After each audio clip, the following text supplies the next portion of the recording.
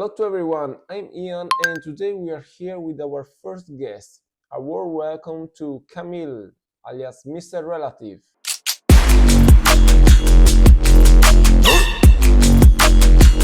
How are you, Camille? I'm good. I'm really happy to be here. I'm really happy to connect and do this interview. This is my, I think, second interview like this, but this is the first interview where I'm showing my face, so it's something new. Today we are diving into book number 14, which features your interview with our collaborator Valeria Del Vacchio. So the first thing I'd like to ask you is one of the most curious questions for any artist who's a pseudonym. Why did you choose to call yourself Mr. Relative? What's the origin story behind the name? So basically, Mr. Relative came to life. It was in September, around 3 years ago, and it was a kind of funny story because I just bought my first NFT. It was the rabbit that you used to see on my profile picture. And I wanted to create some kind of a persona that will reflect the idea that everything what we see is basically relative. What we feel is relative. And it also goes with a quote that perception is a mother to all beliefs. And Mr. Relative was there to represent this idea. It even has a dual meaning because relative as something changing and something basically relative, but also relative as someone close to you. So yeah, that was the idea behind Mr. Relative to create someone that will show different perspectives and will show that nothing is just black and white and based on someone's perception or perspective, the narrative can change. And just with the name came also whatever I created later on. And as you can see in my collection, This is Humanity, I'm trying to show different perspectives so people can reflect and also think about not just their own perspective. I try to challenge them with this. So yeah, this is what's behind the name of Mr. Relative. Your works reveals a poetic trust in AI, almost as if artificial intelligence has been a conceptual collaboration from the start, distilling perceptions, emotions, and ideas. How did this dialogue with AI begin for you, and what about it still surprise you today? So basically, I started working with AI pretty much the same time as Mr. Relative came to life. When I started doing work as Mr. Relative, I started with doing animated collage. But then I discovered the AI tools, and one thing about me is that, like at that time, like maybe 1 year before this, I diagnosed myself with ADHD because I was just like changing. Yeah, I was changing things that I was doing in my life. I was doing a lot of things. I was singing. I was playing the guitar. Because of this, because of I realized that I constantly need to feed my dopamine levels and then try to look for some interesting things that will keep me stimulated.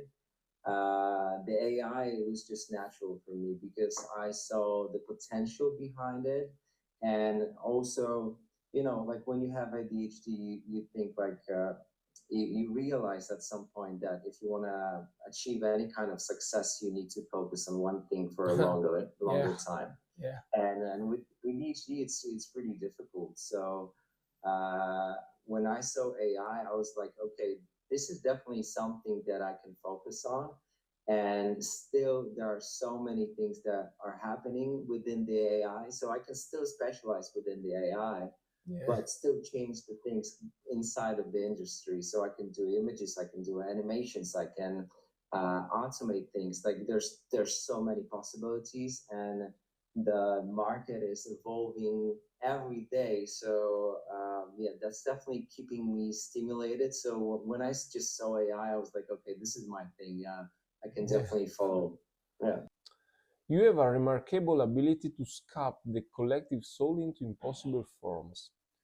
For example, This Is Humanity show this concept, where the human being becomes not just a subject but a landscape, a living structure, even substance.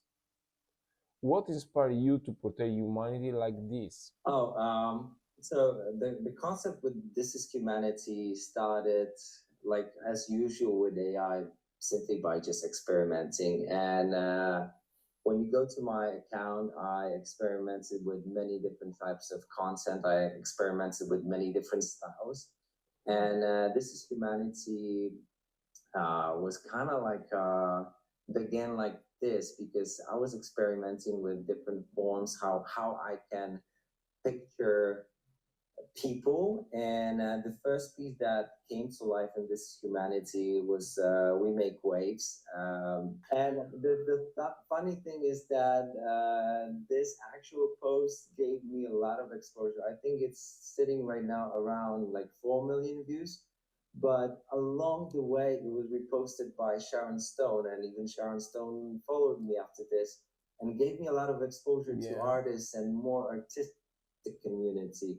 Because before this, I was doing a little bit more horror, and this gave me a spark. I was like, okay, this is something like people like to see those not obvious, kind of deformed, moving people. You know, like you look at it and you try to identify what is this, right? So very interesting. I just started, I just started experimenting with this. I was like, okay, I got a wave. Let me just do a tornado.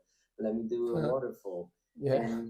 And I started experimenting, and then when I looked at it from a perspective, like I took 2 steps back, and I was like, okay, this is like showing something more than just a form of a wave or a tornado.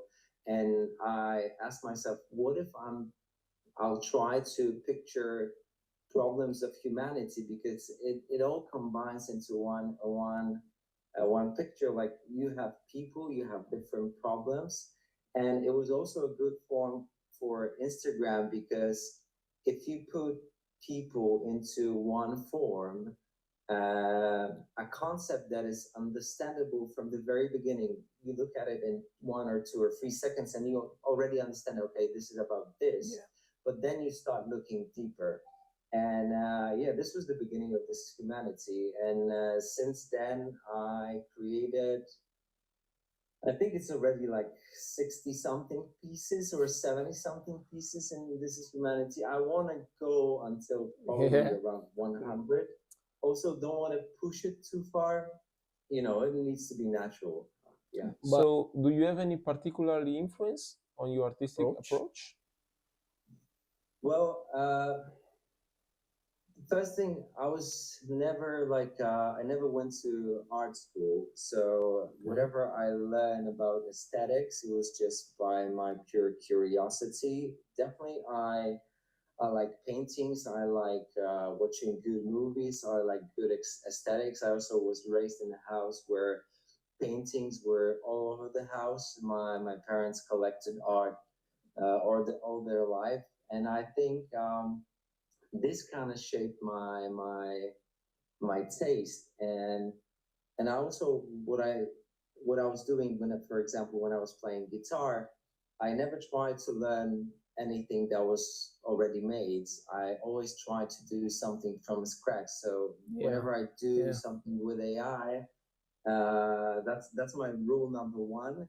Don't prompt any artist inside of your prompt. Try to describe it, and rather use reference images to shape something new, than just like rip off some other artist from their own style. I just want to create something new. So definitely, it's more like I will experiment a lot and create, let's say, 100 or 200 generations, and out of those 200 generations, based on my taste, I'll just pick whatever I like. Well, Camille, we know you'll be exhibiting at such gallery. Do you already know what project you'll be presenting, or no?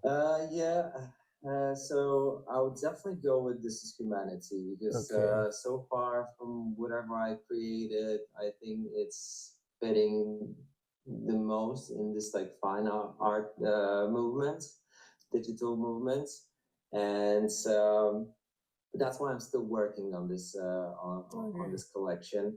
Yeah. And I think it's gonna definitely resonate the most with people that will come there. Yeah, so This Is Humanity for sure. Not sure what kind of pieces I will have Okay. there. Definitely gonna go for physical prints. Oh, A cool. couple of them. Mm. Yeah, and definitely one huge 16 by 9 print, like Yeah. the biggest I can fit in I my love car. it. I wanna see. Yeah, yeah, very cool, very cool. Let's talk about the future of your artist profile. Where do you see yourself in 5 years, and what will be the future of AI art? Any thoughts about that?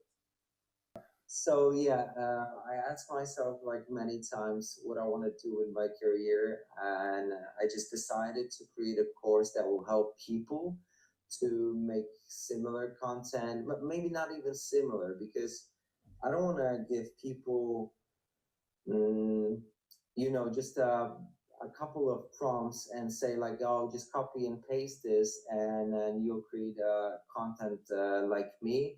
It's more about showing them the full scope of tools and full scope of even camera angles, how you need to prompt a specific style, and Yeah. the more I do this, the bigger the course is getting. But yeah, I'm definitely working now full time on the AI course. It's Okay. already 2.5 months in the making, not counting the 3 years of learning Yeah. whatever I'm putting there. Okay. So I think like a perfect scenario for me is that Mm, like I definitely want to create longer content. I want to create. I still want to do the same in terms of like I still want to make people think and feel, Okay. and this is what gives me like the most motivation and fuels me the most. So definitely still want to make content, but we'll move to longer forms. I definitely want to put way more work into creating a YouTube channel, teaching people how to do whatever I do. Of course, like still working on the course Yeah. because it's Yeah. not going to be a finished work in 2.5 months. It's more like a project for years because when the AI tools will advance, I also need to update the course. So definitely creating a community around it, and eventually making my own movie and maybe getting an Oscar. Because Maybe. as you probably know that they announced that AI films will qualify for Oscars. Oh, So I yeah, didn't know. I didn't know. Okay. it's definitely happening. Maybe there's going to be a different category for this, but it's definitely going to happen. Now, we want to show you a few live examples from this project with Mr. Relative. So, pay close attention because this is going to be incredibly interesting for anyone who wants to learn more about artificial intelligence. Camille, it's your turn. Okay, so basically what you're seeing right now is the AI Creator Masterclass. And one thing I built it on Kajabi. It's a platform specifically designed to create courses. And I use this to create an experience. When you do the course, you can see how many lessons you've accomplished. And as you can see the progress bar. And I wanted to create something like interactive, and also an experience that you can come back to every day, because this is not a course that you can finish in one day unless Yeah. I'm not sure this is I'm doing this for 2.5 months already. And I see that like it's definitely not a Yeah. one day thing. It's something that you want to come back every day and learn a little bit more every day. That's cool. So I divided this course. into 6 modules. And my main idea was to create something that will take you from totally new person, like you never created any kind of content, into a fully equipped AI creator where you know the tools, know how to move around, you know how to prompt, you know all the camera angles, you know how to evoke emotions, how to create viral content, and you use also the best tools on the market. So the course is divided into sections like introductions, where we basically talk about what is AI, how you can use it, what kind of tools we're going to use inside of the course, and what you will learn inside of the course. What I like about this course the most is that, let's say, if you go to what you'll learn in the course, you'll end up on this page, and every page of the course has a lot of pictures that I've generated that are corresponding with the headlines. So let's say like brainstorming and scripting with ChatGPT. And under every single image inside of the course, you can just simply copy the prompt that I used to create the image. And the course is filled with, I don't even know right now. It's definitely 100 plus. Wow. 100 plus prompts that you can use. And what I also try to do inside of the course, that each section will use a little bit different style. So it's not everything one style. It's different styles showing you all the possibilities that you can do. So we have introduction. After the introduction, we have a section about generating ideas and scripts for videos, because this is very important. Of course, like we can start generating just straight out of our head, and this is maybe good for short videos. But if you're creating something longer, something that needs not 4 shots but 200 shots, you definitely need a good idea. You definitely need a good script to basically create a structure for whatever you're gonna do.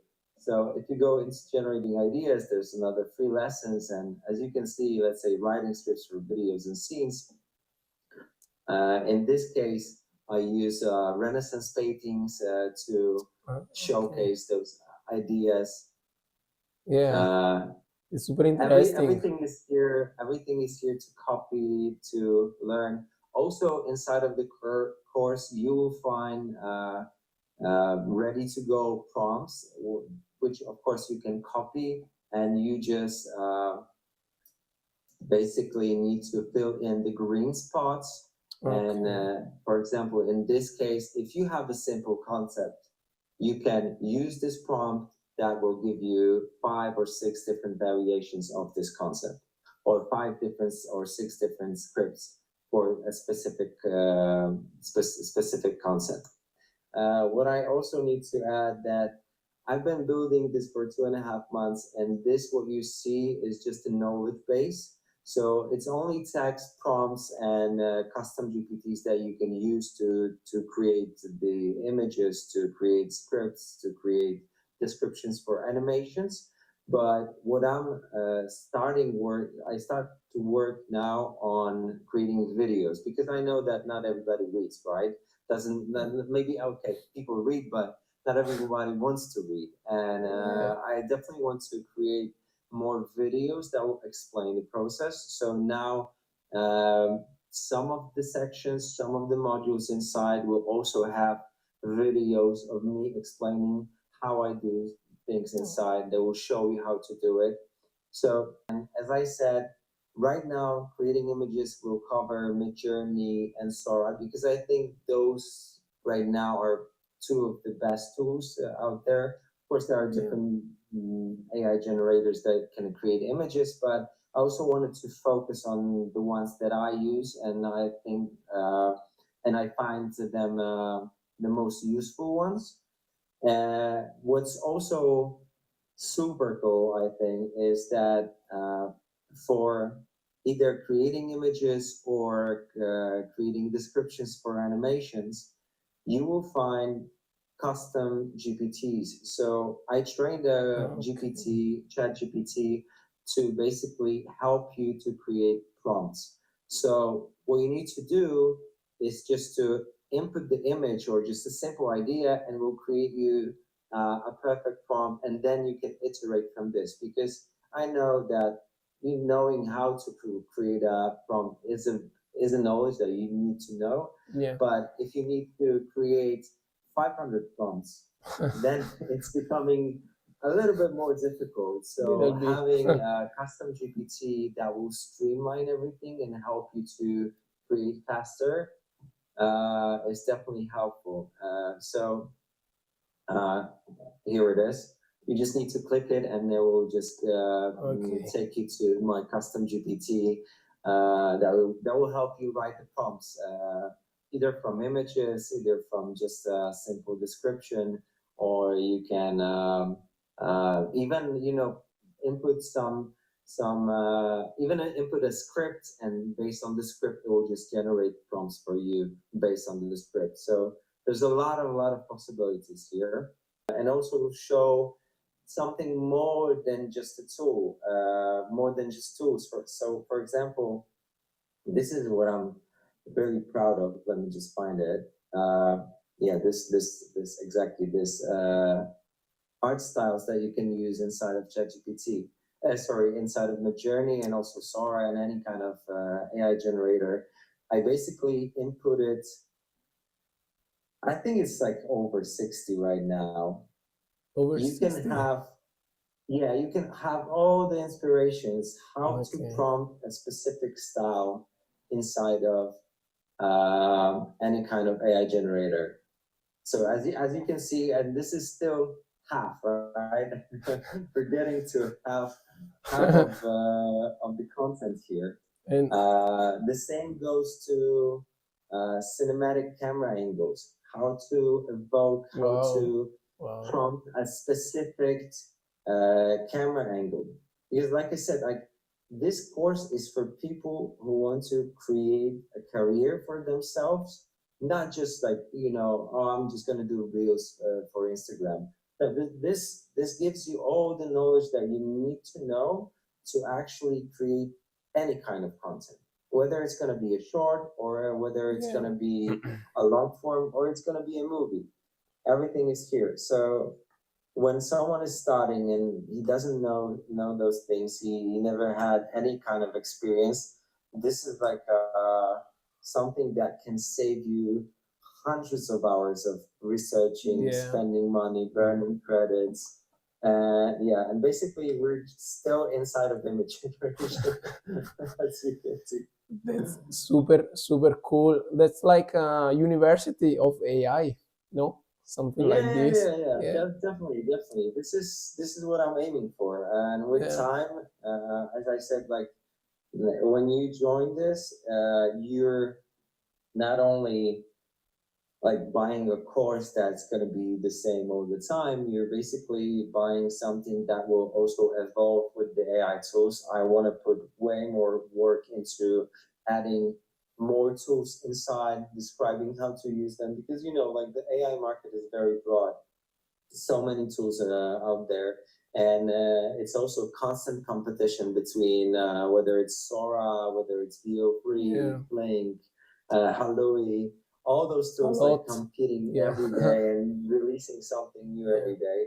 So I know it's also important to add those things inside, but I also wanted to create like a basic structure that no matter what kind of tool you use, you will know how to use it. Like you will know the basic rules how to use it. So this is another thing that I'm still proud of adding, that in section, for example, you have examples of different shots, whether zooms, whether dolly, whether truck. You can see how they look, how they look. But I also added a lot of my own experience with Kling, because I use daily for most of my animations. I use Kling, also use VO3, also use different tools because you need to test, you need to check them. For sure. But added also some tips and tricks, the full workflow, description of the interface, and of course there is a section where you can boost your animation prompts with the custom GPT. It's also inside here. I wanted to put all the essentials that if you've never edited any kind of video, it will help you to edit it faster and basically go to a level that is almost like a professional, because you can achieve most of the professional effects. And the last, I'm still working on it right now. Even I was working it today. So how to go viral and how to make money on AI. Okay.